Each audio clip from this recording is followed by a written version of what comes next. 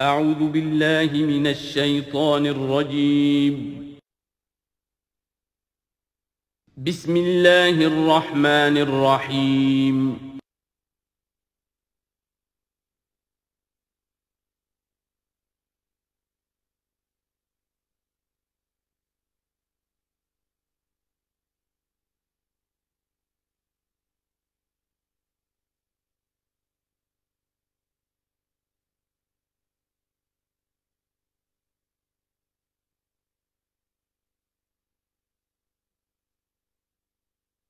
الحمد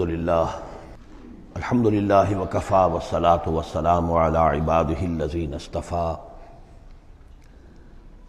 خصوصاً علی افضلہم وخاتم النبیین محمد الامین وعلی آلہ وصحبہ اجمعین اما بعد فقد قال اللہ تبارک وتعالی کما ورد فی سورۃ القصص اعوذ باللہ من الشیطان الرجیم بسم اللہ الرحمن الرحیم ان قارون کان من قوم موسیٰ فبغى علیہم وآتیناہ من الکنوز ما ان مفاتحہ لتنوء بالعصبة أولي القوة اذ قال له قومه لا تفرح ان اللہ لا يحب الفرحین وابتغ فيما آتاك الله الدار الآخرة ولا تنس نصيبك من الدنيا وأحسن كما أحسن الله إليك ولا تبغ الفساد في الأرض إن الله لا يحب المفسدين صدق الله العظيم۔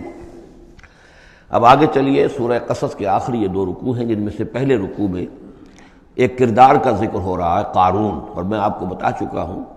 کہ یہ کردار جو ہے اسے بھی ایک فرد نہ سمجھیے، بلکہ یہ کہ جو بھی کوئی حکمران قوم ہوتی ہے وہ اپنی غلام قوم کے اندر اس طرح کے کردار باقاعدہ پیدا کرتی ہے، جس کو کہ کہا تھا ملکہ سبا نے کہ ان الملوک اذا دخلوا قریۃ جعلوا عزت اہلھا اذلہ، اور اس کا ایک نتیجہ یہ نکلتا ہے کہ جو گھٹیا لوگ ہوتے ہیں، بے غیرت لوگ ہوتے ہیں، اپنی قوم کے ساتھ غداری کرتے ہیں، انہیں پھر وہاں خطابات دیے جاتے ہیں، نوازا جاتا ہے، ان کے اونچے منصب ہوتے ہیں، آنریری مجسٹریٹ بنا دیے گئے ہیں، فلاں ہو گئے ہیں۔ یہ سب کون تھے؟ یہ انگریزوں نے در حقیقت ہندوستان میں اپنی جو حکومت کو مضبوط کرنے کے لیے یہ ایک طبقہ جو ہے ہندوستانیوں میں سے ڈیولپ کیا تھا، اس طبقے کا یہ کردار ہے قارون۔ اچھا، اس قسم کے لوگوں کو پھر انگریز بڑے بڑے ٹھیکے دیتے تھے۔ اب آرمی کے سپلائی کے ٹھیکے ہیں تو بڑے بڑے ٹھیکیدار یہی ہوتے تھے، کے پاس سرمایہ ہو جاتے تھے۔ یہ ساری چیزیں جو ہے ایک دوسرے سے ملی جلی ہوئی ہیں۔ اسی طرح کا ایک شخص جو ہے یہ قارون تھا اسرائیلی، اور نہ صرف اسرائیلی، حضرت موسیٰ علیہ السلام کا سگا چچا زاد بھائی، فرسٹ کزن، لیکن یہ کہ یہ حکومت کے ساتھ فرعون کے دربار میں اس کی رسائی تھی، وہاں اس کی پذیرائی تھی اور وہاں سے اس کو مراعات ملتی تھی۔ اس نے اتنی دولت سمیٹ لی تھی، جیسے ہمارے ہاں بھی بعض اب جو سیاسی کردار ہیں وہ گویا کہ علامتی بن گئے دولت سمیٹنے میں، تو بے تحاشا دولت اس نے جمع کر لی تھی۔ اب اس کا کردار سامنے آ رہا ہے۔ ان قارون کان من قوم موسیٰ، یقیناً قارون جو ہے وہ موسیٰ کی قوم ہی سے تھا۔ تورات میں اس کا نام قورہ آیا ہے، یعنی قارون کے بجائے قورہ، یہ کوئی تلفظ کا فرق ہو سکتا ہے۔ فبغى علیہم، اگرچہ موسیٰ کی قوم میں سے تھا لیکن اس نے زیادتی کی، سرکشی کی، شرارت کی اپنی قوم کے خلاف، یعنی غداری کی۔ وآتیناہ من الکنوز، اور ہم نے اسے اتنے خزانے دیے تھے، ما ان مفاتحہ لتنوء بالعصبة أولي القوة، کہ اس کی کنجیاں اٹھانے کے ضمن میں بڑے طاقتور جوانوں کی ایک جماعت بھی تھک جاتی تھی۔ یہ ذرا بات سمجھ آج نہیں آئے گی کہ آخر اتنی وہ کنجیاں کتنی ہوتی ہوں گی، تو اصل میں یہ کنجیاں جو تالے ہیں ہمارے جس طرح کے، یہ تو اب ایجاد ہوئی ہے۔ پچھلے زمانے میں کیا ہوتا تھا کہ کوئی بڑا سٹور ہے تو اس کے آگے بڑا ایک پھاٹک لگا ہوا ہے، اور اس پھاٹک کے ساتھ جو دروازے کو بند کرنے کے لیے بڑی لمبی لکڑیاں لگائی جاتی تھیں، تو اس طریقے سے وہ جو اڑنگے لگائے جاتے تھے اسی سے وہ پھر دروازے جو ہے بند ہوتے تھے۔ تو اس طرح کی کوئی شے ہوگی، ورنہ جس طرح کے تالے اب ہمارے ہاں ہوتے ہیں اس طرح کے تالے تو اتنے نہیں ہو سکتے کسی بھی معاملے کے۔ لیکن یہ کہ اس کو اگر ذہن میں رکھیں تو بہرحال اس سے جو مراد ہے وہ یہ کہ دولت بے انتہا اس کے پاس جمع تھی۔ اذ قال له قومه، جبکہ اس سے کہا اس کی قوم نے، لوگوں نے کہا، کچھ بھلے لوگ بھی ہوں گے، جیسے ہم مکالمہ سورہ کہف میں پڑھ آئے ہیں، دو آدمیوں کا مکالمہ تھا۔ ایک وہ درویش تھا اور وہ عارف باللہ تھا، اللہ پر ایمان رکھنے والا تھا، اور ایک وہ تھا کہ جو دولت میں مست ہو گیا تھا، مال مست تھا۔ تو وہاں کچھ لوگوں نے جو اچھے لوگ ہوں گے ان سے کہا، اس سے قارون سے، لا تفرح ان اللہ لا يحب الفرحین، یہ ذرا یہاں پر 5 چیزیں جو آ رہی ہیں گنتے جائیے کہ ایسے لوگ جن کے پاس بہت سی دولت جمع ہو گئی ہو ان کو ان 4-5 چیزوں کو پیش نظر رکھنا چاہیے۔ سب سے پہلے یہ کہ لا تفرح ان اللہ لا يحب الفرح، اس پر اتراؤ نہیں، اتراؤ مت، اللہ تعالیٰ کو اترانے والے پسند نہیں۔ نمبر 2، وابتغ فیما آتاک اللہ الدار الآخرہ، جو کچھ اللہ نے تمہیں دولت دی ہے تو اس سے دار الآخرہ حاصل کرنے کی کوشش کرو، اللہ کے لیے خرچ کرو تاکہ آخرت میں تمہیں اس کا اجر و ثواب ملے، تو تم گویا کہ آخرت کو خریدو گے اپنی اس دولت کے عوض۔ ان اللہ اشتری من المؤمنین انفسهم واموالهم بان لهم الجنہ۔ نمبر 3، ولا تنس نصیبک من الدنیا، معلوم ہوتا کہ بخیل بھی بہت تھا کہ وہ اپنے اوپر بھی کچھ خرچ نہیں کرتا تھا، جمع کرنے ہی کے اس کو فکر دامنگیر رہتی تھی۔ اور مت بھولو خود اپنا حصہ بھی دنیا میں سے، جیسے کہ ہم نے سورہ اعراف میں پڑھا تھا کہ قل من حرم زینۃ اللہ التی اخرج لعبادہ والطیبات من الرزق، اگر اللہ نے کسی کو کچھ دیا ہے تو پھر وہ اچھا کھائے، اچھا پہنے، اس میں کس نے حرام کیا ہے؟ کوئی رہبانیت کا انداز تو نہیں ہے۔ اور یہ بھی ہم پڑھ چکے ہیں سورہ الفرقان میں کہ وہ اللہ کے جو نیک بندے ہیں عباد الرحمن، ان کے اوصاف میں سے ہے والذین اذا انفقوا لم یسرفوا ولم یقتروا، وہ لوگ کہ جو خرچ کرتے ہیں تو نہ تو اسراف کرتے ہیں لیکن اس کے ساتھ ہی بخل سے بھی کام نہیں لیتے۔ تو یہ بخیلی مت کرو، اور اس جو دولت تمہیں اللہ نے دی ہے اس سے کم اپنی ذات پر بھی خرچ کرو، اچھا کھاؤ، اچھا پہنو۔ چوتھی چیز، وَأَحْسِن كَمَا أَحْسَنَ اللَّهُ إِلَيْكَ، اور لوگوں پر احسان کرو، لوگوں کے ساتھ بھلائی کرو جیسے اللہ نے تمہارے ساتھ بھلائی کی ہے۔ اللہ نے تمہیں دولت دی ہے تو جو بھی تمہاری قوم کے یا اور دوسرے لوگ بھی ہوں، اس میں تو کوئی علیحدہ تخصیص نہیں ہے، غریبوں کا، محتاجوں کا، مسکینوں کا، ان کا جو حق ہے، وفی اموالہم حق معلوم للسائل والمحروم، تو اس میں سے یہ ہے کہ اللہ نے تم پر احسان کیا ہے، یہ دولت دی ہے تو تم لوگوں کے ساتھ احسان کرو۔ اور 5ویں بات، ولا تبغی الفساد فی الارض، زمین میں فساد مت بچاؤ۔ اب یہ کیا مراد ہے؟ فساد کون سا مچا رہا تھا؟ وہ نبی تھے اس وقت کے حضرت موسیٰ علیہ السلام۔ حضرت موسیٰ علیہ السلام اپنے کار نبوت و فرائض رسالت کی ادائیگی میں پوری طریقے سے لگے ہوئے ہیں، اور کچھ لوگ ان کے ساتھ دے رہے ہیں، ان کا ہاتھ بٹا رہے ہیں۔ اب کچھ لوگ اس کام میں جب اڑنگا ڈالیں گے تو گویا کہ یہ فساد فی الارض ہے۔ اللہ تعالیٰ جو خیر چاہتا ہے موسیٰ کے ذریعے سے وجود میں آئے، اب اگر آپ موسیٰ کی مخالفت کریں گے، اس کی اسکیموں کو ناکام کرنے کی کوشش کریں گے، یہ وہی بات ہے جو منافقین کے بارے میں سورہ بقرہ کے دوسرے رکوع میں آ چکی ہے۔ وَإِذَا قِيلَ لَهُمْ لَا تُفْسِدُوا فِي الْأَرْضِ قَالُوا إِنَّمَا نَحْنُ مُصْلِحُونَ أَلَا إِنَّهُمْ هُمُ الْمُفْسِدُونَ وَلَٰكِن لَا يَشْعُرُونَ، جب ان سے کہا جاتا ہے کہ تم زمین میں فساد یہی تھا کہ ایک جماعت ہے، ایک تحریک ہے، اس کا ایک نظم ہے، اس نظم کے خلاف تم ریشہ دوانیاں کر رہے ہو، اور اگر اس کی اسکیموں کو فیل کرنے کی کوشش کر رہے ہو تو گویا کہ جو اصلاحی عمل ہے، جو انقلاب برپا کرنے کے لیے جد و جہد ہو رہی ہے، اس کو نقصان پہنچا رہے ہو۔ ان اللہ لا يحب المفسدین، اللہ کو ایسے مفسد پسند نہیں ہے۔ تو یہ 5 چیزیں گن لیجئے۔ نمبر 1، لا تفرح ان اللہ لا يحب الفرحین۔ نمبر 2، وابتغ فیما آتاک اللہ الدار الآخرہ، جو کچھ اللہ نے دیا ہے اس سے آخرت کا گھر حاصل کرنے کی کوشش کرو، یعنی انفاق فی سبیل اللہ، اللہ کی راہ میں صرف کرنا۔ نمبر 3، ولا تنس نصیبک من الدنیا، خود دنیا سے بھی تم بھی اپنا حصہ حاصل کرو، اچھا کھاؤ، اچھا پہنو۔ وَأَحْسِن كَمَا أَحْسَنَ اللَّهُ إِلَيْكَ، اور خلق خدا پر بھی احسان کرو جیسے کہ اللہ نے تم پر احسان کیا ہے۔ اور نمبر 5، وَلَا تَبْغِ الْفَسَادَ فِي الْأَرْضِ، دین کے لیے، اللہ کی توحید کے لیے، اللہ کے دین کے لیے جو جد و جہد ہو رہی ہے اس کو تقویت پہنچاؤ، نہ یہ کہ اس کے اندر تم خلل پیدا کرنے کی کوشش کر رہے ہو۔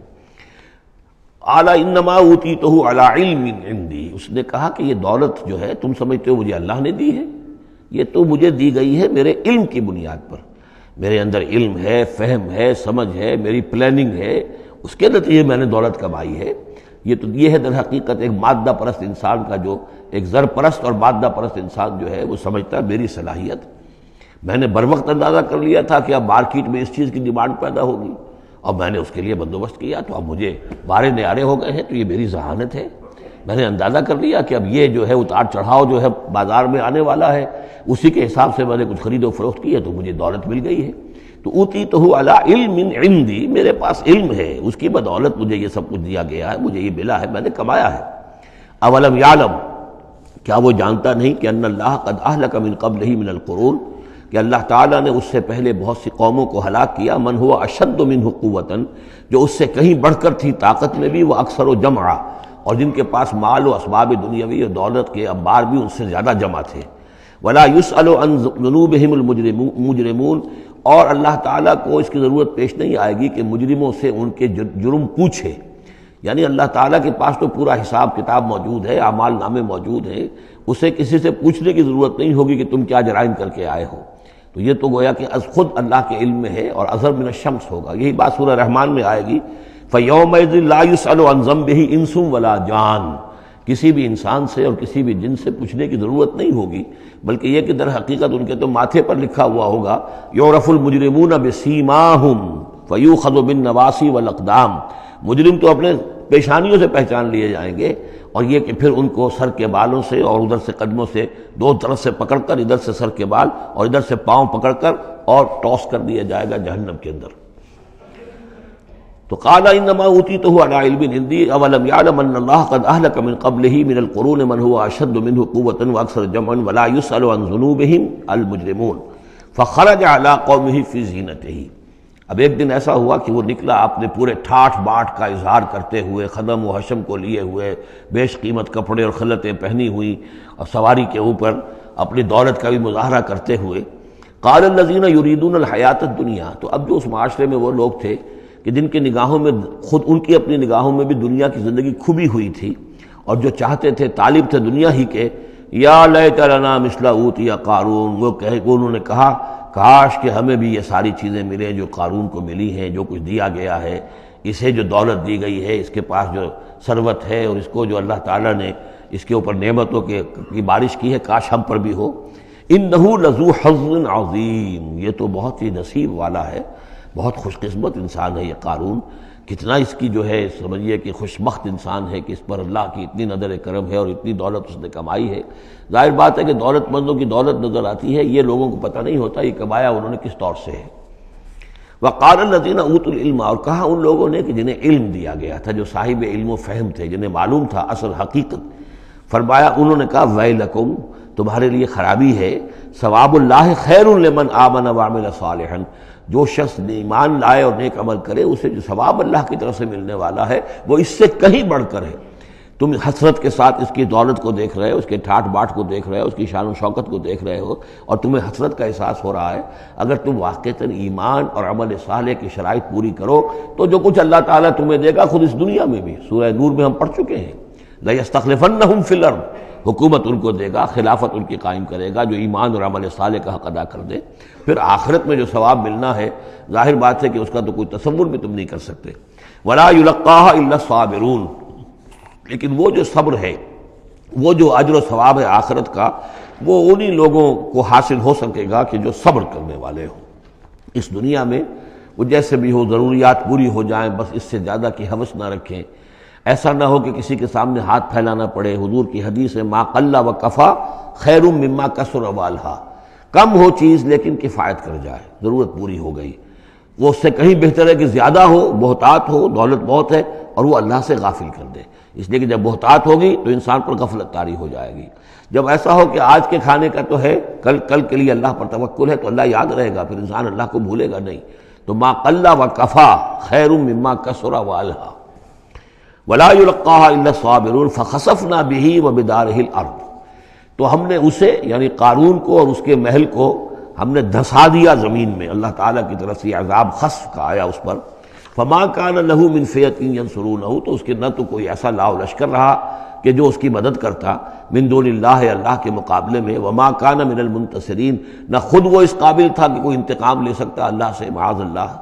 وَأَصْبَحَ الَّذِينَ تَمَنَّوْا مَكَانَهُ، اب وہ لوگ کہ جو تمنا جنہوں نے کی تھی بالامس، جو گزشتہ شام، اب جس رات کو وہ خسف ہوا ہے، اگلے روز جو دھوم مچی کہ وہ تو قارون کا محل جو زمین میں دھس گیا، اس کے سارے خزانے بھی گئے، وہ خود بھی گیا زمین کے اندر، تو اب جو وہاں پر شور ہوا ہوگا تو وہی لوگ جو پچھلی شام کو تو یہ کہہ رہے تھے کاش ہمیں بھی وہی کچھ ملے جو کچھ قارون کو دیا گیا ہے، یہ تو بڑا خوش قسمت انسان ہے۔ وَأَصْبَحَ الَّذِينَ تَمَنَّوْا مَكَانَهُ، جنہوں نے یہ چاہا تھا کہ وہی مقام و مرتبہ اور وہی چیزیں انہیں بھی مل جائیں، بالامس سے پچھلی دن یقولون وہ یہ کہنے لگے یہ بھائی کان اللہ یبسط الرزق لمن یشاء من عبادہ ویقدر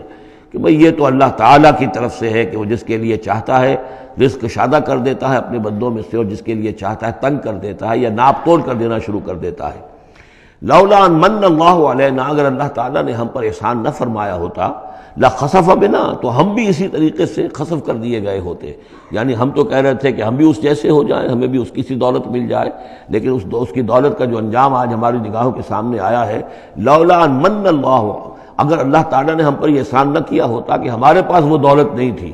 لخسف بنا، تو ہم کو بھی اسی طریقے سے زمین میں دھسا دیا گیا ہوتا۔ وَكَأَنَّهُ لَا يُفْلِحُ الْكَافِرُونَ، خرابی، لیکن یہ جان لو کہ کافر لوگ فلاح نہیں پائیں گے، بڑی خرابی ہے، بڑی ہلاکت ہے، اور کافر لوگ جو ہے وہ فلاح نہیں پائیں گے۔ تو یہ کردار ہے قارون کا۔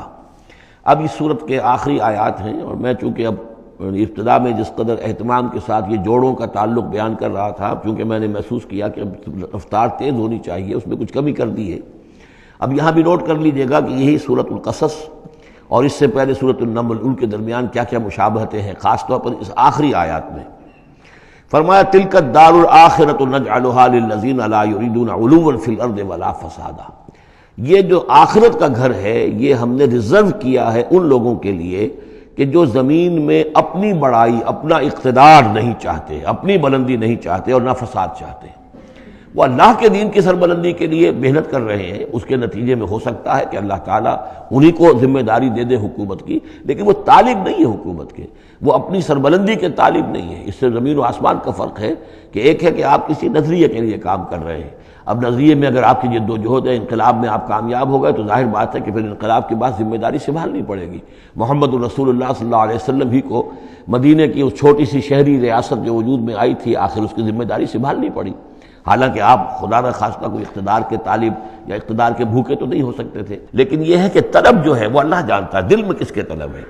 اگر کوئی ذاتی طور پر اقتدار کا خواہاں ہے اور چاہتا ہے کہ میرا نام اونچا ہو جائے اور مجھے اختیار مل جائے اور میرا اقتدار ہو، تو وہ شخص اللہ تعالیٰ کے ہاں ڈسکوالیفائی ہو جاتا ہے، یہ پھر اللہ کے گھر کے لیے نہیں ہے۔ اللہ کا گھر جو ہے تلک الدار الآخرہ، یہ تو ہم نے رکھا ہوا ہے خاص طور پر مخصوص کر کے، ریزرو کر کے،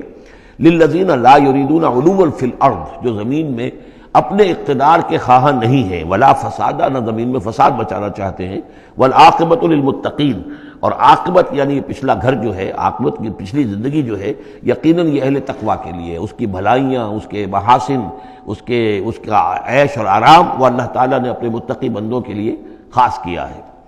من جاء بالحسنۃ فلہ خیر منہا، یہ آیت میں آئی ہے سورہ نمل کے بھی آخری حصے میں، جو کوئی شخص کوئی نیکی لے کر آئے گا تو اسے بدلہ ملے گا اس سے بہتر۔ ومن جاء بالسیئۃ، اور جو کوئی بدی لے کر آئے گا فلا یجزی الذین عملوا السیئات الا ما كانوا یعملون، تو وہ لوگ کہ جو ان برائیوں کا ارتکاب کر رہے ہیں انہیں بدلہ نہیں دیا جائے گا مگر وہی جو کچھ کہ وہ کر کے لائے۔ مطلب یہ کہ اللہ تعالیٰ کی طرف سے اضافہ نہیں ہوگا، جتنے جرم کیے ہیں اتنی ہی سزا، لیکن اہل ایمان اور اہل صلاح جو ہیں ان کی نیکیوں میں اللہ تعالیٰ 10 گنا دے، 700 گنا دے، اس سے بھی بڑھا دے، یضاعف لمن یشاء، تو یہ اللہ تعالیٰ کی مرضی ہے، جتنا چاہتا ہے دیتا، خیر منہا، بہرحال جو کچھ کر کے لے جاؤ گے اس سے بہتر ملے گا۔ لا یجزی الذین عملوا السیئات الا ما كانوا یعملون، انہیں وہی کچھ ملے گا جو کچھ کہ وہ عمل کر کے لائے تھے۔ ان الذی فرض علیک القرآن لرادک الی معاد، سورہ نمل میں آیا تھا کہ مجھے وَأُمِرْتُ أَنْ أَتْلُوَ الْقُرْآنَ، مجھے تو حکم دیا گیا میں قرآن سناتا رہوں، قرآن پڑھ کر تمہارے سامنے میں قرآن کے ذریعے سے انذار اور تبشیر اور قرآن کی تبلیغ اور قرآن کے ذریعے سے تذکیر اور قرآن کے ذریعے سے تمہارے جو نفسیاتی اور روحانی روگ ہیں ان کی شفا کے لیے میں کوشش کرتا رہوں، میرا کام تو یہ ہے۔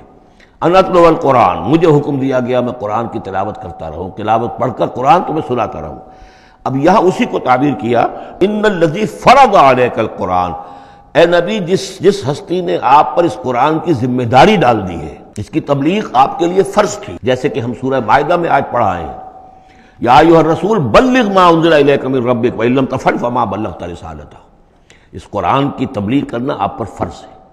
اور جیسا کہ میں آپ کو بتا چکا ہوں، پھر آپ نے امت کے حوالے کر دی کہ اب امت کے فرض ہے، فلیبلغ شاہد الغائب، فلیبلغ یہ فعل امر ہے، اب لازم ہے کہ وہ پہنچائیں جو یہاں ہیں ان کو، جو یہاں نہیں ہے۔ اس طریقے سے یوں سمجھیے کہ ایک سلسلہ جو ہے وہ شروع کر دیا گیا۔ لیکن یہاں فرمایا جا رہا ہے نبی ان الذی فرض علیک القرآن، جس ہستی نے آپ پر یہ قرآن فرض کیا ہے،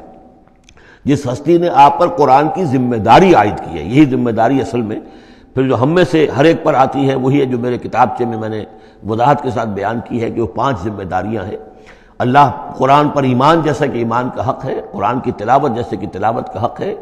قرآن کو سمجھنا جیسے کہ سمجھنے کا حق ہے، قرآن پر عمل جیسے کہ عمل کا حق ہے، پھر قرآن کی تبلیغ، قرآن کو عام کرنا۔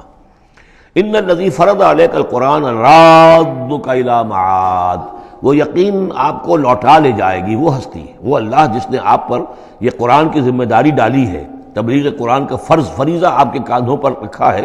وہ یقیناً آپ کو پہنچائے گا بہت اچھی جگہ لوٹنے کی۔ معاد عاد یعود سے اس میں ظرف ہے، لوٹنا، لوٹنے کی جگہ۔ اب معاد سے مراد آخرت عام طور پر ہے، ایمان بالرسالت، ایمان باللہ، ایمان بالمعاد، ایمان بالآخرہ کو ایمان بالمعاد بھی کہا جاتا ہے۔ لیکن اس کے بارے میں بعض روایات ایسی ملتی ہیں کہ اس کا شان نزول یہ ہے کہ حضور صلی اللہ علیہ وسلم جب ہجرت کے سفر پر نکلے ہیں مکے سے، تو جو عام راستہ تھا اس سے ہٹ کر آپ نے، چونکہ اندیشہ تھا اور واقعہ تھا کہ تعاقب ہو رہا تھا، تلاش کیا جا رہا تھا، 3 دن رات تو آپ غار ثور میں روپوش رہے، پھر آپ نے ایک بڑا ہی سخت راستہ اختیار کیا تھا کہ جو پہاڑی راستہ تھا جو گزر رہا تھا، جس پر کہ کوئی انسان جاتا نہیں تھا۔ لیکن کچھ آگے چل کر وہ راستہ جو ہے وہ پھر اس مین راستے سے جا کر مل گیا۔ یوں سمجھیے یہ راستہ جا رہا تھا مین کہ جو مکے سے مدینے کا تھا، حضور نے ایک اور راستہ اختیار کیا، لیکن کچھ عرصے کے بعد وہ راستہ جا کر اس راستے کے ساتھ مل گیا۔ جہاں ملا، اب آپ خود سوچئے کہ وہاں ایک ایسی سچویشن آ گئی کہ حضور ایک ٹی پر کھڑے ہوئے ہیں، اب داہنی طرف جاتے ہیں تو مدینہ ہے اور بائیں طرف جاتے ہیں تو مکہ ہے۔ اس وقت حضور کے دل میں ایک ہوک سی اٹھی ہے،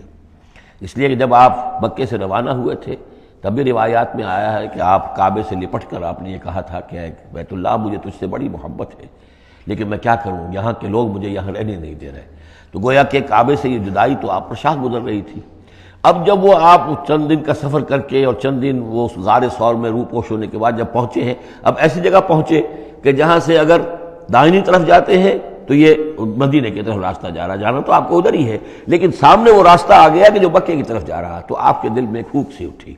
اس وقت اللہ تعالیٰ نے آپ کے اطمینان کے لیے یہ آیت نازل کی کہ آپ گھبرائیے نہیں، مکے میں ہم آپ کو لوٹا کے لے آئیں گے، آپ یہیں پہنچیں گے، بڑی شان سے پہنچیں گے۔ اس وقت تو آپ کو نکلنے کے لیے جو ہے روپوش بھی ہونا پڑا ہے، آپ کا تعاقب بھی ہو رہا ہے، پھر وقت آئے گا کہ آپ ایک فاتح کی حیثیت سے داخل ہوں گے۔ تو یہ بھی اس کی ایک روایت چونکہ ہے تو یہ مفہوم بھی اس میں نکل سکتا ہے، لیکن عام طور پر یہ ہے، اس سے مراد میرے نزدیک یہی ہے کہ آپ کے لیے جیسے کہ سورۃ الضحیٰ میں کہا گیا ہے وَلَلْآخِرَةُ خَيْرٌ لَكَ مِنَ الْأُولَىٰ، اے نبی آپ کے لیے آخرت جو ہے اس دنیا سے کہیں بہتر ہے، لہذا آپ کے لیے تو یوں سمجھیے کہ جو اللہ لوٹا کر آپ کو لے جائے گا معاد میں، تو وہ معاد آپ کے لیے معادن، یہ گویا کہ یہ تفخیم کے لیے ہے نکرہ، بہت عمدہ جگہ لوٹانے کی، جس کے لیے یہ بھی کہا گیا عسیٰ ان یبعثک ربک مقاما محمودا، وہاں پر جو آپ کو مقام ملنا ہے مقام محمود، اور جو جنت حضور کی ہوگی جس کا کیا تصور کوئی کر سکتا ہے، تو ادھر اشارہ ہے۔ ان الذی فرض علیک القرآن رادک الی معاد قل ربی اعلم من جاء بالہدی، کہہ دیجئے کہ میرا رب خوب جانتا ہے کہ کون ہدایت لے کر آیا، کون راہ کی سوجھ لے کر آیا، کون ہدایت لے کر آیا، ومن هو فی ضلال مبین، اور کون وہ ہے کہ جو کھلی گمراہی میں پڑا ہوا ہے۔ وما کنت ترجو ان یلقى الیک الکتاب، اور اے نبی آپ کو تو کوئی توقع نہیں تھی کہ آپ کو کتاب دی جائے گی، کتاب القا کی جائے گی۔ یہی بات آئی ہے سورہ نمل کے اندر بھی وَإِنَّكَ لَتُلَقَّى الْقُرْآنُ مِن لَّدُنْ حَكِيمٍ حَلِيمٍ، یہ قرآن تو آپ کو دیا گیا ہے، ایسا نہیں ہے کہ آپ متوقع تھے، آپ چاہتے تھے، آپ کو چلہ کشی کر رہے تھے کہ کوئی مجھے بھی کوئی روحانیت حاصل ہو جائے اور کوئی غیب کی میں تعلیم غیب کی معلومات حاصل کر لوں، معاذ اللہ آپ کا تو مزاج ہی وہ نہیں تھا۔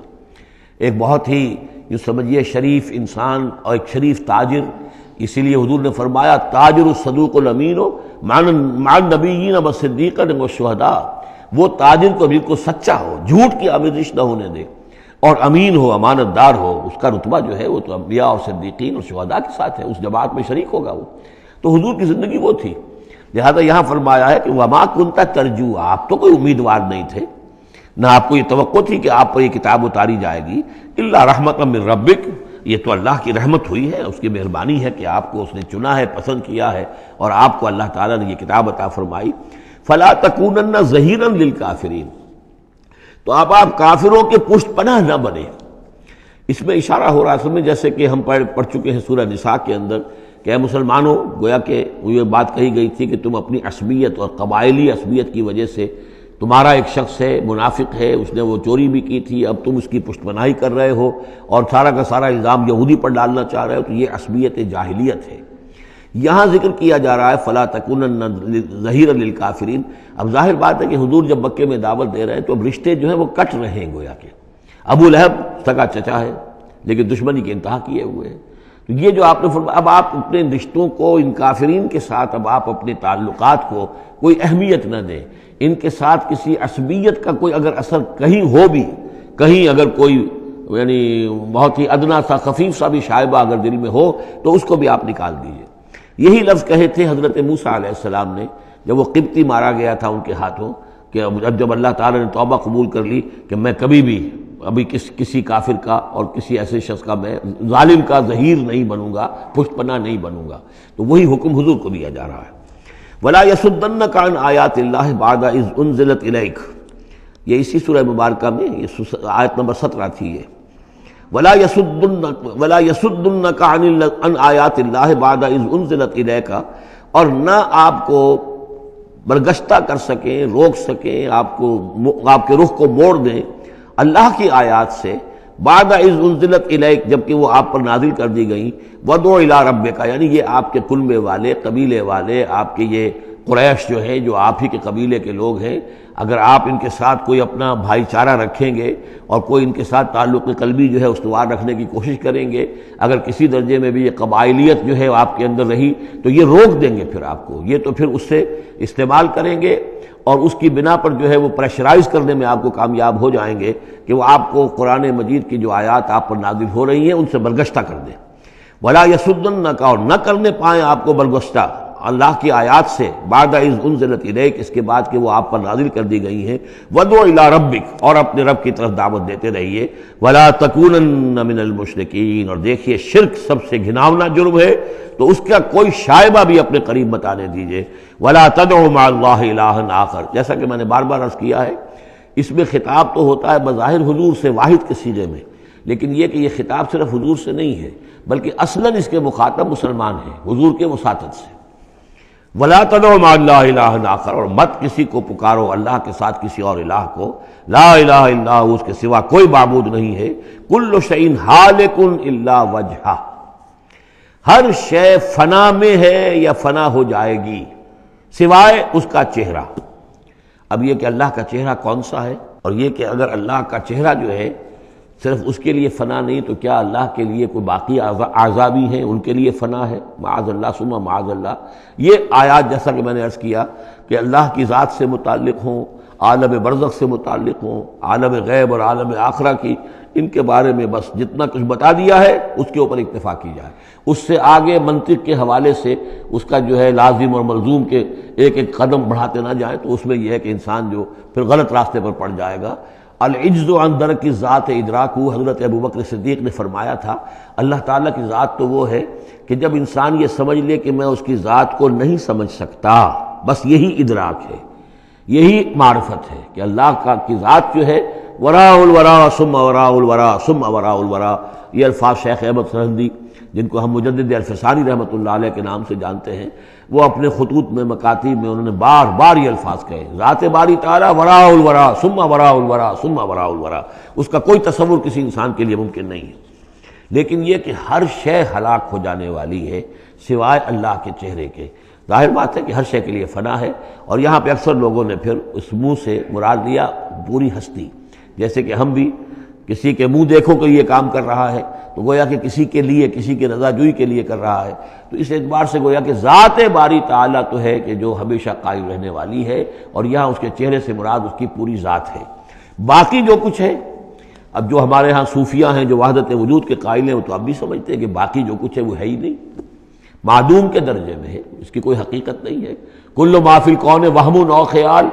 او وقوف فی المرایا او ظلال، جو بھی کچھ اس کائنات کے اندر ہے اللہ کی ذات کے سوا یا تو وہ وہم ہے کل ما فی الکون وہم او خیال او عکوس فی المرایا، یا جیسے کہ شیشوں میں عکس نظر آتے ہیں، آئینہ قد آدم ہے، آپ اس کے سامنے کھڑے ہیں تو آپ پیچھے بھی نظر آ رہے ہیں اس کے، ہے تو نہیں آپ وہاں، جو جیسے کہ شیشے میں عکس ہوتا ہے کہ اس کا وجود کوئی نہیں، اسی طریقے سے یہ کائنات جو ہے اپنی اصل کے اعتبار سے معدوم کے درجے میں ہے۔ اور پھر یہ کہ یہ بھی ہمارا عقیدہ ہے کہ ہر شے فنا ہو جائے گی۔ لہ الحکم، اسی کے لیے ہے اختیار، بادشاہی، حکومت، وَإِلَيْهِ تُرْجَعُونَ، اور اسی کی طرف تم لوٹا دیے جاؤ گے۔ یہاں یہ 4 صورتیں جو تھیں اس سورہ اس گروپ کی، وہ میں نے عرض کیا تھا کہ 4 ایک مزاج کی ہیں، اور اب جو 4 ہیں وہ ایک مزاج کی ہیں، اور یہ چاروں اب شروع جو ہو رہی ہیں وہ الف لام میم سے ہو رہی ہیں۔ ان میں سب سے پہلی سورۃ العنکبوت، بسم اللہ الرحمن الرحیم، الف لام میم، احسب الناس ان یترکوا ان یقولوا آمنا وهم لا یفتنون، صدق اللہ العظیم۔ یہ صورت مبارکہ اچھی طرح نوٹ کر لیجئے کہ تقریباً تعین کے ساتھ ہم کہہ سکتے ہیں کہ یہ سن 5 نبوی میں نازل ہوئی ہے، اور صورت اس وقت یہ ہو چکی تھی مکے کے اندر کہ مسلمانوں کو ہر طرح سے ستایا جا رہا تھا۔ 3 سال تک تو یہ ہوا ہے، حضور نے جب اپنی دعوت کا آغاز کیا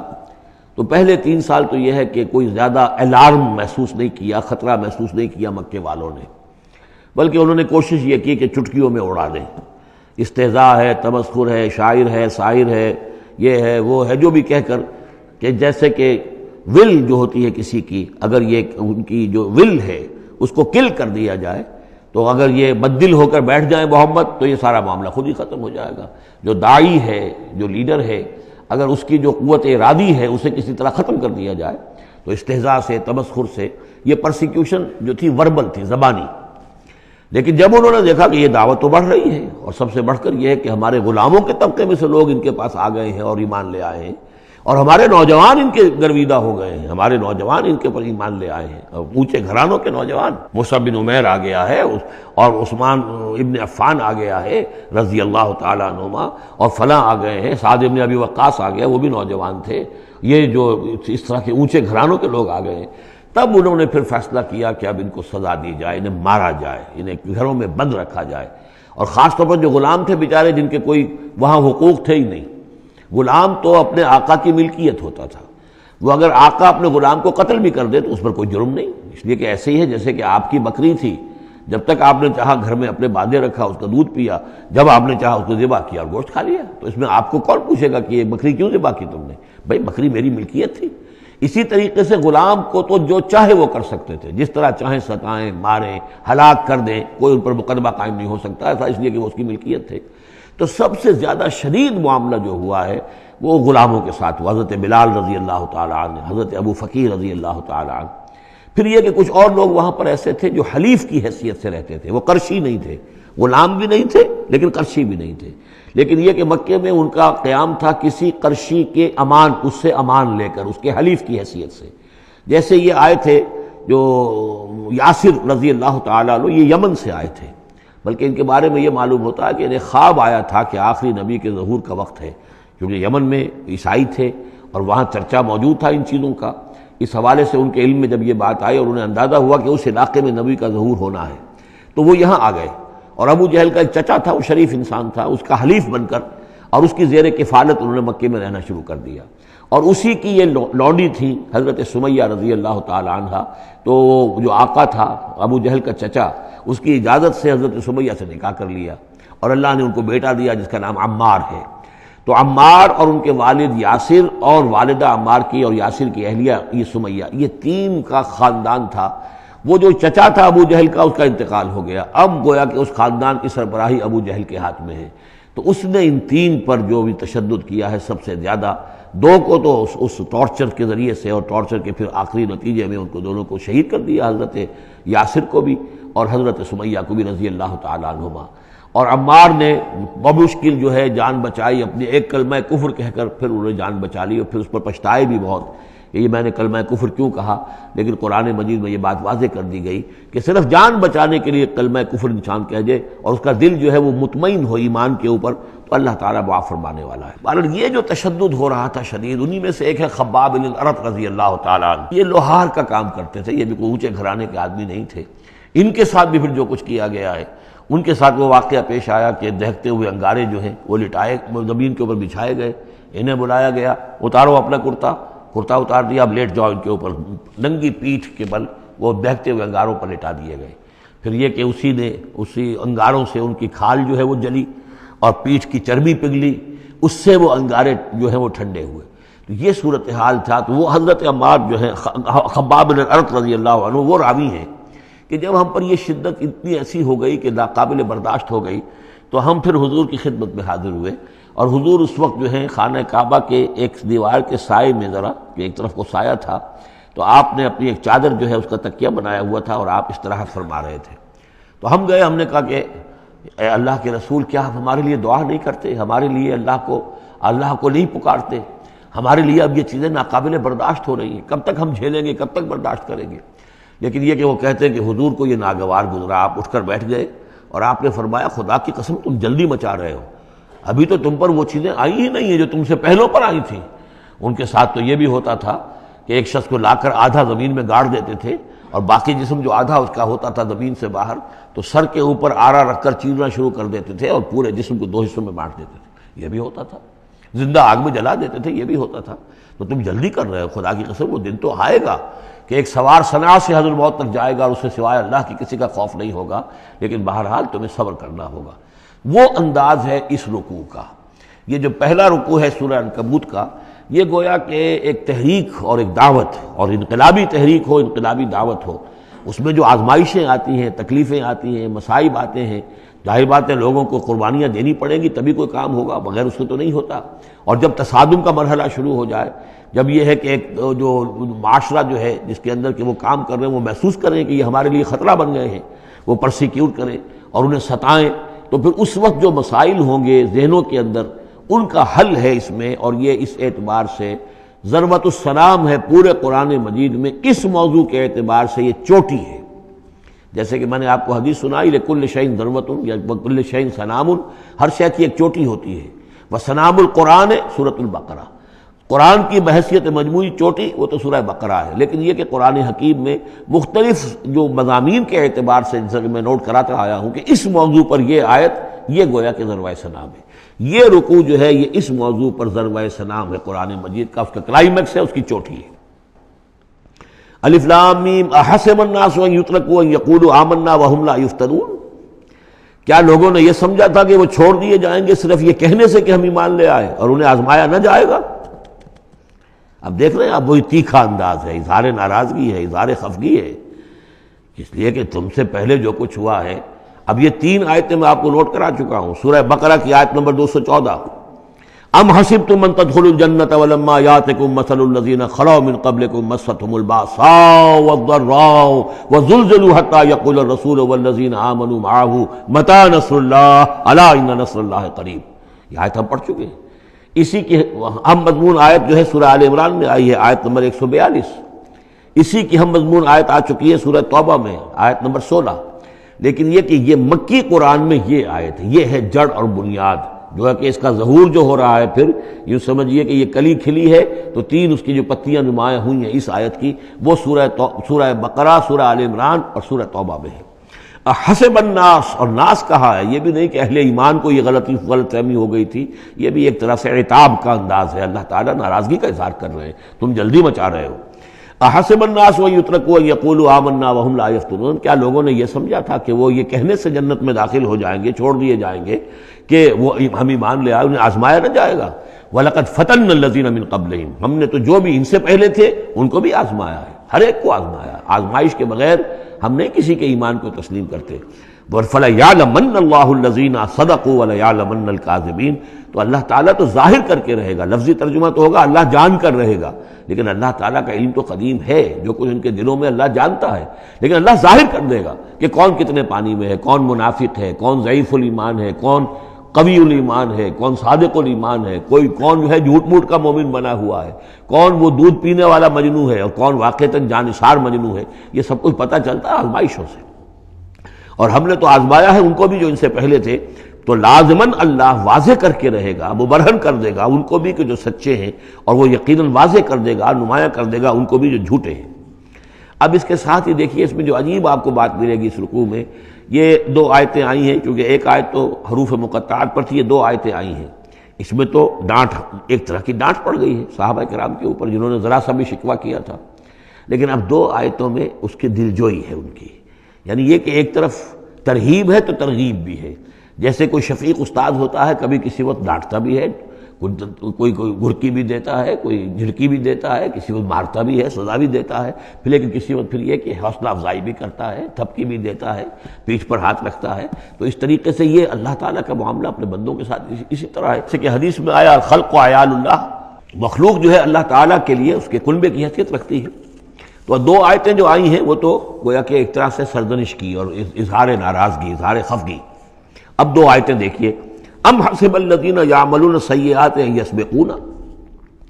کیا سمجھا ہے، گمان کیا ان لوگوں نے جو یہ برے کام کر رہے ہیں، یہ اشارہ ہے ابو جہل جو مار رہا ہے، حضرت یاسر کو مار رہا ہے، حضرت سمیہ کو مار رہا ہے، ٹارچر کر رہا ہے، یا جو بھی امیہ ابن خلف ہے جو حضرت بلال کے ساتھ وہ سختیاں کر رہا ہے، گلے میں رسی ڈال کر،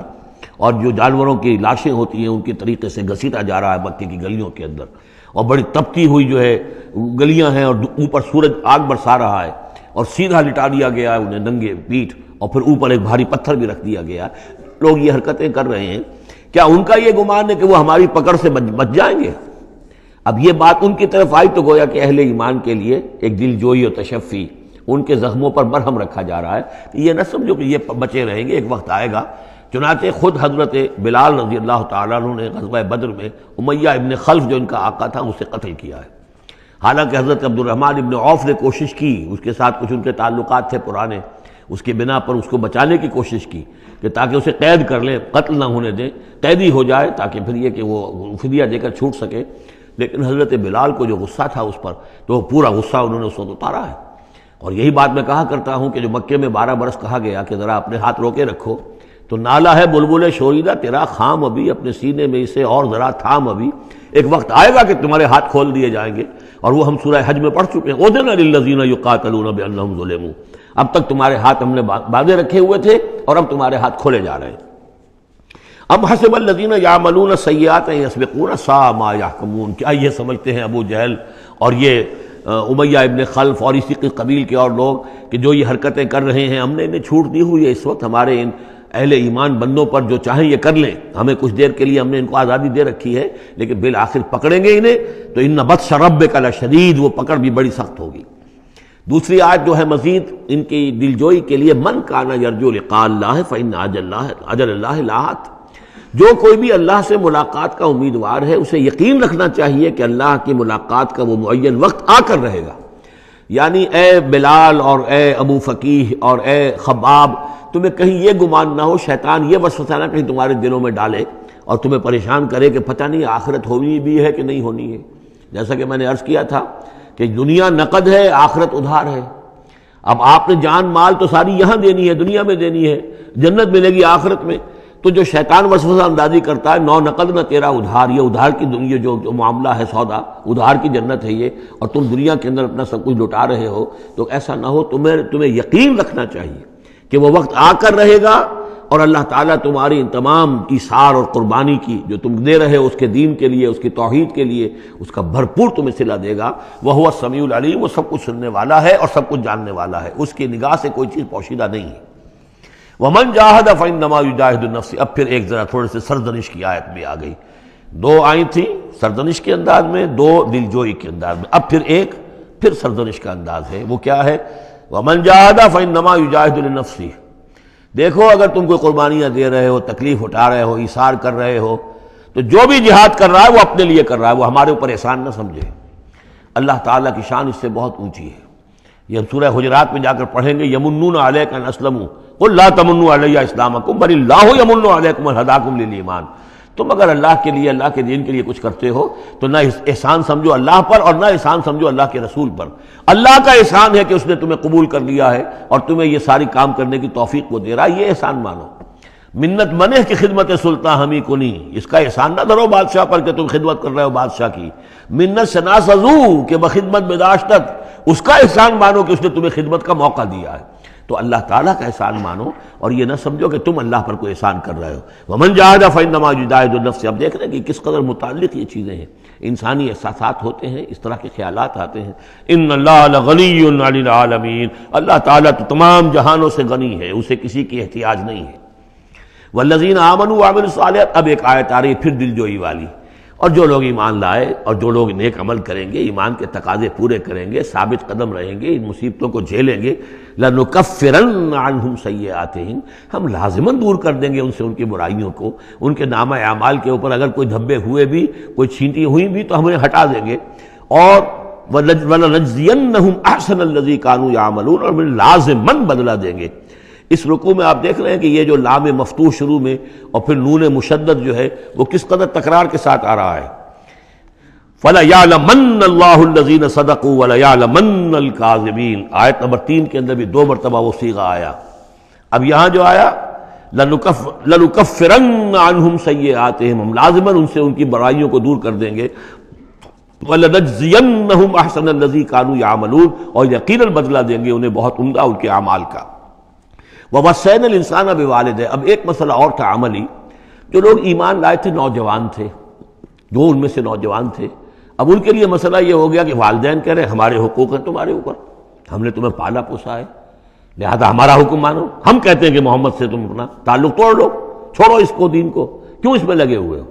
آخر تم ہماری اولاد ہو، ہم نے تمہیں پالا. خاص طور پہ ماں حضرت سعد بن ابی وقاص کی والدہ، والد تو فوت ہو چکے تھے لیکن والدہ جو ہے اس نے بڑے ناز و نام میں پالا تھا. اب اس کے بعد اس نے جو ہے مرن برت رکھ لیا اس عورت نے، ماں جو تھی حضرت سعد بن ابی وقاص کی. اگر سعد اپنے باپ کے دین میں واپس نہیں آتا تو میں اپنے آپ کو ہلاک کر دوں گی، مر جاؤں گی، نہ کچھ کھاؤں گی نہ پیوں گی. اب دیکھیے اس نوجوان سلیم الفطرت نوجوان جو ایمان لایا ہے محمد صلی اللہ علیہ وسلم، بہرحال وہ ایک شریف انسان ہے، نوجوان ہے، ماں کی یہ حالت دیکھ رہا ہے تو کتنے بڑے امتحان سے دوچار ہو گیا. تو مسئلہ پیدا ہوا کہ معاملات میں کیا کیا جائے. ایک والدین کے جو احسانات ہیں وہ اپنی جگہ ہیں، والدین کے ساتھ حسن سلوک خود قرآن مجید میں 4 جگہ میں نوٹ کرا آیا ہوں. اللہ کے حق کے فوراً بعد والدین کا حق ہے. تو اب عملی سوال یہ ہے کہ جہاں یہ دونوں حق ٹکرا جائیں، والدین جو ہے شرک کا حکم دے رہے ہو، والدین دین کے خلاف حکم دے رہے ہو، تو کیا کریں؟ فرمایا وَوَصَّيْنَا الْإِنسَانَ بِوَالِدَيْهِ. ہم نے وصیت کی ہے انسان کو اس کے والدین کے بارے میں، حسن سلوک کی وصیت ہم نے کی ہے، بار بار کی ہے. وَإِن جَاهَدَاكَ لِتُشْرِكَ بِمَا لَيْسَ لَكَ بِهِ عِلْمٌ. لیکن اگر وہ تم پر دباؤ ڈالیں، تم سے جہاد کریں. اب دیکھیے جہاد کا لفظ یہاں مشرک والدین کے لیے آ رہا ہے. جہاد جد و جہد کرنا، کوشش کرنا، دباؤ ڈالنا. وَإِن جَاهَدَاكَ لِتُشْرِكَ بِمَا لَيْسَ لَكَ بِهِ عِلْمٌ. کہ میرے ساتھ تم شریک کرو اور شرک کرو میرے ساتھ، اور شریک ٹھہراؤ ایسی چیزوں کو جس کے لیے تمہارے پاس کوئی علم نہیں. فَلَا تُطِعْهُمَا. تو ان کا کہنا نہ مانو. گویا کہ یہاں وہ اپنی لمٹ سے ایکسیڈ کر رہے ہیں. اب والدین کے حقوق ہیں لیکن اللہ کے حقوق کے بعد، اللہ کے حقوق سے پہلے نہیں. اللہ کا حق فائت ہے، لہذا اس معاملے میں اللہ کا دین ہے، اللہ کا حکم وہ مقدم رہے گا، والدین کا حکم دوسرے نمبر پر ہوگا. ہاں یہ ہے کہ ایک بندہ جو ہے، ایک نوجوان، وہ یہ ضرور کرے کہ ڈانٹ کر نہ بات کرے، ڈپٹ کر بات نہ کرے، سینہ تان کر نہ کرے. اس طرح کرے جیسے کہ حضرت ابراہیم یا ابتے یا ابتے یا ابتے، وہ ابا جان، امی جان، آپ دیکھیے میرے لیے مجبوری ہے، میں نہیں کر سکتا ہوں، آپ اس معاملے کے اندر مجھ پر جو ہے وہ دباؤ نہ ڈالیں. نرمی کے ساتھ ان میں جس طریقے سے بھی ہو، لیکن یہ ہے کہ ماننا نہیں ہے. یہ بات اور مزید کھل کر آئے گی سورہ لقمان میں. وَإِن جَاهَدَاكَ لِتُشْرِكَ بِمَا لَيْسَ لَكَ بِهِ عِلْمٌ فَلَا تُطِعْهُمَا. تو ان دونوں کا کہنا مت مان. اِلَيَّ مَرْجِعُكُمْ. میری ہی طرف تمہیں لوٹ کر آنا ہے. فَأُنَبِّئُكُم بِمَا كُنتُمْ تَعْمَلُونَ. اور پھر میں تمہیں بتا دوں گا، جتلا دوں گا جو کچھ کہ تم کرتے رہے تھے. اب یہاں بھی ایک مسئلہ پیدا ہوتا ہے کہ یہ لوگ اپنے گھر والوں سے کٹ رہے ہیں، والدین سے کٹ رہے ہیں، بھائی سے جدا ہو رہے ہیں. اب یہ عتبہ ابن ربیعہ جو بہت بڑا سردار تھا، ان کے بڑے بیٹے جو ہے حذیفہ ابن عتبہ، وہ ایمان لے آئے. اور چھوٹا بھائی وہ تھا کہ جو میدان میں گیا، میدان جنگ میں باپ کے ساتھ غزوہ بدر میں، جو پہلے جو 3 جو ہے واصل جہنم ہوئے وہ بھی تھا. ولید بن عتبہ غالباً نام تھا اس کا. تو بھائی سے جدا ہو رہا ہے، رشتہ داروں سے اب کٹ گئے ہیں، والدین سے گھر نکال دیے گئے ہیں. تو اب ان میں جو ان کے دل زخمی ہیں، ان زخمی دلوں پہ مرہم کیا رکھا جا رہا ہے؟ وہ یہ ہے کہ تم صرف کٹے ہی نہیں ہو، جڑے بھی تو ہو. اب تم محمد سے جڑ گئے ہو، اب تم ابو بکر سے جڑ گئے ہو، اب تم یہ جو اہل ایمان کا طبقہ ہے، اب ایک نئی برادری وجود میں آ رہی ہے، یہ تمہارے اصل بھائی ہیں، یہ تمہارے جو دین کے اندر بھائی ہیں، جو نظریاتی بھائی ہیں، جو ہم مقصد بھائی ہیں، یہ ہے تمہارے اصل اب عزیز۔ تو اللہ تعالیٰ نے اگرچہ تمہیں کٹنے کا بھی حکم دے دیا ہے، لیکن یہ کہ اس نے جو تمہارے لیے ایک رفاقت فراہم کی ہے۔ والذین آمنوا وعملوا الصالحات لندخلنہم فی الصالحین، اور یقیناً وہ لوگ جو ایمان لائے اور نیک عمل کرے انہیں داخل کریں گے صالحین میں، اور یہ داخلہ دنیا میں بھی ہو گیا۔ محمد رسول اللہ نے انہیں چھاتی سے لگایا، سینے سے لگایا، اور جیسا کہ 2 دفعہ ہم پڑھ چکے ہیں، حضور کو اللہ تعالیٰ حکم دے رہا ہے کہ آپ ان کے سامنے ذرا اپنے کندھے تواضع، آپ اے محمد آپ تواضع اختیار کیجئے، ان کے سامنے اپنے کندھے جھکائیے۔ وَاخْفِضْ جَنَاحَكَ لِلْمُؤْمِنِينَ، اور وَاخْفِضْ جناحک لمن اتبعک من المؤمنین 2 دفعہ آ چکا، سورہ ہجر میں آ چکا، سورہ طہ میں آ چکا۔ تو گویا کہ یہ اللہ تعالیٰ نے اپنا احسان بتایا، اور پھر آخرت میں اولئک مع الذین انعم اللہ علیہم من النبیین والصدیقین والشہداء والصالحین، ان کی رفاقت حاصل ہوگی۔ اب ایک اور بڑا مسئلہ آ رہا ہے، ومن الناس من یقول آمنا باللہ، لوگوں میں سے کچھ ایسے بھی ہیں جو کہتے ہیں ہم ایمان لے آئے اللہ پر، اور لاتے بھی ہیں خلوص کے ساتھ، اخلاص کے ساتھ، کوئی جھوٹ نہیں، کوئی فریب نہیں۔ ظاہر بات ہے کہ مکے میں کوئی فریب کے لیے کوئی ایمان لانے والا نہیں تھا، وہ تو حالات ایسے پیدا ہوئے مدینے میں آ کر کہ جہاں ایمان کا اعلان فریب کے تحت بھی ہونے لگا، لیکن یہ کہ مکے میں تو ظاہر بات ہے جو ایمان لایا اس کو مار پڑنی شروع ہو گئی، تو اس میں خامخواہ کہے کے لیے کوئی شخص جو ہے وہ جھوٹ موٹ کا ایمان کائے کو لائے گا۔ لیکن یہ ضرور ہوتا ہے کہ کچھ لوگ کم ہمت ہوتے ہیں، جیسا کہ میں بارہا آپ سے عرض کر چکا ہوں، کچھ لوگ باہمت ہوتے ہیں، کچھ کم ہمت ہوتے ہیں۔ باہمت وہ ہے کہ جو ایمان لائے اب ہر چے بعد آباد، جو ہو سو ہو، ماں کشتی درا بنداختے، جان جاتی ہے جائے کوئی بات نہیں، جو ہو سو ہو۔ کچھ لوگ ہوتے ہیں جن میں اتنی ہمت نہیں ہوتی، گھبرا اٹھتے ہیں۔ اب ان کو بتایا جا رہا ہے کہ دیکھو اگر تم نے استقامت کا ثبوت اب نہ دیا تو اس کا نتیجہ کیا نکلے گا،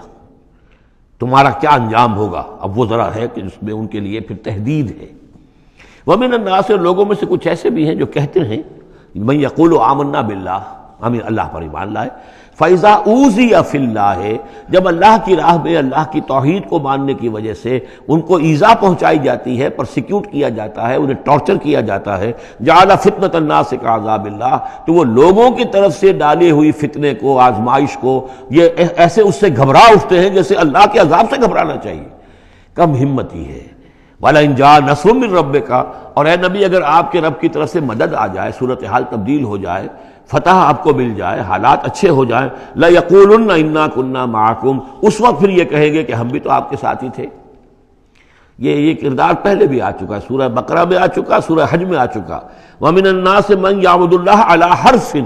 فَإِنْ أَصَابَهُ خَيْرٌ اطْمَأَنَّ بِهِ وَإِنْ أَصَابَتْهُ فِتْنَةٌ انقلب عَلَىٰ وَجْهِهِ خَسِرَ الدُّنْيَا وَالْآخِرَةَ۔ وہی کردار پھر یہاں پر آ گیا ہے۔ کوئی کہا کہ ہم ایمان لے آئے، لیکن جب تکلیف آئی، کوئی مصیبت آئی تو ایسے گھبرا گئے جیسے کہ اللہ کے عذاب سے گھبرانا چاہیے، لیکن یہ کہ اس کے بعد اگر نصرت آ جائے تو یہ آپ موجود ہوں گے کہ ہم بھی ساتھی تھے آپ کے۔ اولیس اللہ بعالم بما فی صدور العالمین، تو کیا اللہ بخوبی واقف نہیں ہے اس سے کہ جو لوگوں کے جو تمام جہان والوں کے دلوں کے اندر ہے اور جو ان کے سینوں کے اندر مضمر ہے۔ وَلَيَعْلَمَنَّ اللَّهُ الَّذِينَ آمَنُوا وَلَيَعْلَمَنَّ الْمُنَافِقِينَ، اور یقیناً اللہ ظاہر کر کے رہے گا سچے اہل ایمان کو اور ظاہر کر کے رہے گا منافقین کو۔ گویا کہ یہ شکل جو ہے یوں سمجھیے یہ وہ روگ ہے کہ یہ اگر بڑھ گیا، تم نے ابھی نپ دی ایول ان دی بڈ، ابھی فوری طور پر اس کی اصلاح کر لو، فوری طور پر علاج کر لو۔ ابھی ٹی بی کا تمہیں انفیکشن ہوئی ہے، فرسٹ سٹیج میں ہے، علاج کر لو۔ لیکن اگر کہیں تم نے اس وقت پرواہ نہ کی اس کی اور یہ مرض بڑھ گیا تو یہ منافقت تک لے جائے گا تمہیں، اللہ تعالیٰ پھر کھول دے گا کہ یہ منافقت ہے۔ تو یہ ہے اصل میں پورے مکی قرآن میں یہ ایک جگہ ہے جہاں لفظ منافقین آیا ہے، باقی کردار آیا ہے سورہ حج کے اندر بھی، لیکن وہاں لفظ منافق نہیں ہے۔ وَمِنَ النَّاسِ مَن يَعْبُدُ اللَّهَ عَلَىٰ حَرْفٍ فَإِنْ أَصَابَهُ خَيْرٌ اطْمَأَنَّ بِهِ وَإِنْ أَصَابَتْهُ فِتْنَةٌ انقلب عَلَىٰ وَجْهِهِ خَسِرَ الدُّنْيَا وَالْآخِرَةَ، لیکن یہاں کھول دیا گیا یہ کردار کس کا ہے، یہ تو پھر منافقت سے۔ وَلَيَعْلَمَنَّ اللَّهُ الَّذِينَ آمَنُوا وَلَيَعْلَمَنَّ الْمُنَافِقِينَ۔ اب ایک اور تیسرا پرابلم ہے، یہ 3 پرابلم یہاں پر ٹیکل کیے گئے ہیں۔ وہ نوجوان جن کے والدین ان کے اوپر دباؤ ڈال رہے تھے، یا وہ کم ہمت لوگ جو ان ایذاؤں سے گھبرا رہے تھے، اور تیسرا یہ ہے کہ کچھ بزرگ لوگ بڑے مخلصانہ انداز میں آ کر کہتے ہیں نوجوانوں سے، کہاں اپنے برباد کر رہے ہو، کیریئر برباد کر رہے ہو، اچھے بھلے تعلیم حاصل کر رہے تھے، تم جا رہے، تم کس کام میں پڑ گئے ہو، اب تمہاری تعلیم اس درجے کی نہیں رہی ہے، تمہارا کاروبار اچھا جا رہا تھا، کیریئر تھا، تمہارا پروفیشن بہت چمک رہا تھا، اور تم اس کام میں پڑ گئے ہو۔ دیکھو یہ تو ایک شخص نے تمہیں ورگلا دیا. دیکھو ہمارے راستے پر چلو، راستہ صحیح یہی ہے. ہم آخر بوڑھے لوگ ہیں، ہمارا تجربہ ہے، ہم نے اپنے بال دھوپ میں سفید نہیں کیے ہیں. ہم تمہیں اپنے تجربے کی وجہ سے کہہ رہے ہیں کہ ہمارے راستے ہی پر چلتے رہو اور کوئی اس کے اندر نقصان نہیں ہوگا، کوئی اللہ کے ہاں پکڑ نہیں ہوگی. اور اچھا اگر اللہ کے ہاں پکڑ ہوئی تو تمہاری طرف سے ہم جواب دہ ہیں، تمہارے گناہوں کا بوجھ ہم اٹھا لیں گے. اب یہ گویا کہ نہایت ناصحانہ انداز، مخلصانہ انداز، بزرگانہ انداز، اس میں یہ بات کہی جاتی تھی. اب اس میں کیا کریں، اس کا جواب دیا گیا. وقال الذین کفروا للذین آمنوا اتبعوا سبیلنا، اور کہتے ہیں یہ کافر ان سے کہ جو ایمان لے آئے، ہمارے ہی راستے کی پیروی کرو، چلے آؤ انہی راستوں پر. ولنحمل خطایاکم، ہم اٹھا لیں گے تمہاری خطاؤں کو، یعنی تمہاری خطاؤں کا بوجھ، تمہارے گناہوں کی سزا ہم بھگت لیں گے. وما ہم بحاملین من خطایاہم من شیء، اور نہیں ہے وہ ان کی خطاؤں میں سے اٹھانے والے کچھ بھی. انہم لکاذبون، وہ جھوٹ بول رہے ہیں. ولا يحملن اثقالهم واثقالا مع اثقالهم، البتہ وہ اٹھائیں گے لازماً. پھر دیکھیے وہ ليعلمن الله الذين آمنوا ولا يعلمن المنافقین، اور یہاں پھر وہ لفظ آیا ولا يحملن اثقالهم، وہ لازماً اٹھائیں گے اپنے بوجھ بھی، اور یہ جو گمراہ کرنے کی کوشش کر رہے ہیں اس کی وجہ سے اپنے بوجھوں میں اضافہ کر رہے ہیں، وہ مزید بوجھ ہوں گے. لیکن اے نوجوانوں، اگر تم نے ان کی بات مان لی تو تمہارے بوجھ جو ہے وہ نہیں رہ سکیں گے، وہ تمہیں کو اٹھانے پڑیں گے. ولا يسألن يوم القيامة عما كانوا يفترون، اور ان سے لازماً باس پرس ہوگی قیامت کے دن جو افتراء وہ کرتے رہے تھے، جو جھوٹ انہیں گھڑا تھا کہ ہم تمہارے بوجھ اٹھا لیں گے، جبکہ لا تزر وازرۃ وزر اخرى، قیامت میں کوئی نہیں ہے جان جو کسی دوسرے کا بوجھ اٹھا لے. یہ 13 آیات، بلکہ یہ کہ اگر حروف مقطعات نکال دے تو 12 آیات، یہ میں سمجھتا ہوں کہ کسی بھی انقلابی اسلامی تحریک کے کارکن کے لیے یہ حرز جان بننے والی آیات ہیں، کہ یہ معلوم ہے کہ اس کے ذہن میں، اس کے شعور میں پیوست ہو جائیں، جیسے کہ پتھر پر کھود دیا جائے اس طرح نقش ہو جائیں. بارک اللہ لی و لکم فی القرآن العظیم ونفعنی وإیاکم بالآیات والذکر الحکیم.